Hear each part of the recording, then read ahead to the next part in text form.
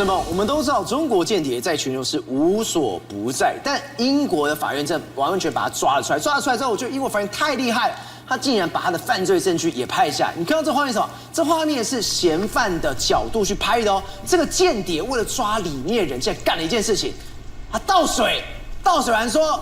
我是维修工，要来查漏水，这么卑劣、这么好笑的手段，中国间谍竟然干得出来！是中国间谍现在渗透的手段已经从中国的共谍变成港谍，而渗透的对象从英国的一般人士变成英国的官员啦。好，你现在刚看到这个画面，其实不是他们的 MI5 拍的，是他们这些犯嫌自己拍的。对，你知道这些间谍哦，他要去抓这个姓邝的港人，他是怎么抓的嘞？来，你看一下，他先去敲门，敲门这没有人应门呢，结果他居然倒水。你知道一大罐的矿泉水，管你去啊！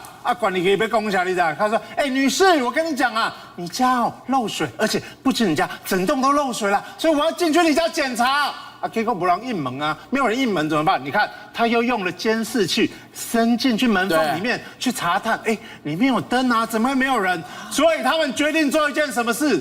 这些间谍决定破门而入。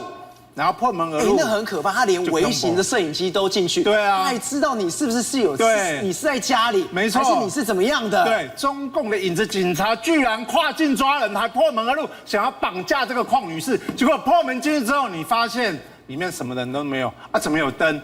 那个灯居然是被设定好的啊！我跟你讲，这个就是局中局，因为 MI5 早就知道他们要行动了，对，监听到了啦，所以里面的邝女士早就被撤退走了，然后她在里面装一些定时器，让这个灯定时开关，骗这些间谍组织，对，然后等到这些间谍组织冲进去之后呢 ，MI5 螳螂捕蝉，黄雀在后，马上把这些人抓走，11个人都被抓走了，对，然后才发现说，原来里面居然有边境管理局的官员啊，居然连官员都被吸收了。就是我们刚刚讲的，第一个就是 Matthew Trickett， 另外一个就是谁？就是魏志良，都是边境管理局的人。那这一个间谍组织就因此被瓦解。然后这个 Matthew Trickett 的，你知道吗？他被抓的时候还因为吓一跳，把手机藏在他的口袋对啦。然后之后更恐怖了，你知道吗？这个 Matthew 居然在开庭前死掉了。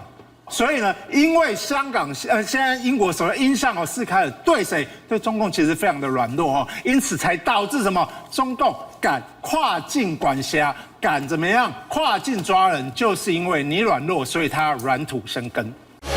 宏观取材，厘清真相，犀利精准，深入剖析，时刻掌握关键新闻时事，不漏接。老时段，新气象，我是钟浩和，关键时刻2.0，全新出击。